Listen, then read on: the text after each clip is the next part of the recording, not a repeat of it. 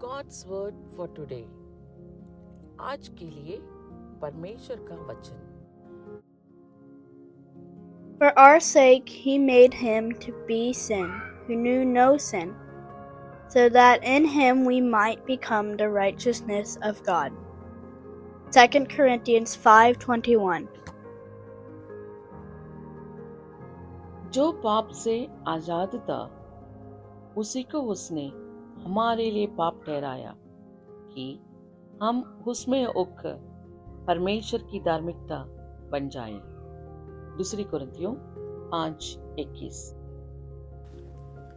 ఎందుకనగా మనమాయన యందు దేవుని నీతి అగునట్లు పాపమెరుగని ఆయనను మన కోసము పాపముగా చేసెను. కొరింథీయులకు రాసిన 2వ పత్రిక 5వ అధ్యాయం 21వ వచనం. நாம் அவருக்குள் தேவனுடைய நீதியாகும்படிக்கு பாவமறியாத அவரை நமக்காக பாவமாக்கினார். 2 கொரிந்தியர் 5:21. பாவியாக இருக்கையிலே பரன் பாரில் அன்பாய் தேடி வந்தாரே, நீசன் என்றென்னை தள்ளாமலே நேசனாக மாற்றினாரே. இயேசுவின் மகா அன்பிதே அதன் ஆழம் அறியலாகுமோ, இதற்கிணை ஏதும் வேறில்லையே, இணை ஏதும் வேறில்லையே.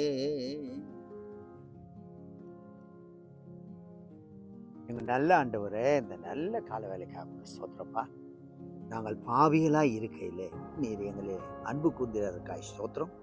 உமது அன்பு மாறாத அன்பு, அதற்காக எமக்கு நன்றி செலுத்துகிறோம் ஆண்டவரே.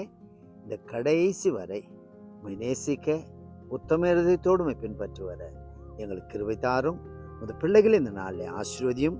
ஜெபங்கட்டி நன்றி அப்பா, இயேசுவின் நாமத்துக்கு கேட்கிறோம் நல்ல பிதாவே, ஆமென் ஆமென்।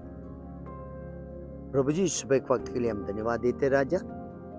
हम पापी थे, तूने हमें ढूंढ कर आया, इसलिए हम धन्यवाद देते प्रभु। पूरा दिल से पूरा मन से तुझसे प्यार करने मदद कर, तेरे लिए सेवा करने मदद कर, तेरे लोगों को आशीष दे प्रभु। प्रार्थना सुन ले, धन्यवाद तारीफ मसीह के नाम में दुआ करते सुन ग्रहण कर प्रभु, आमेन आमेन।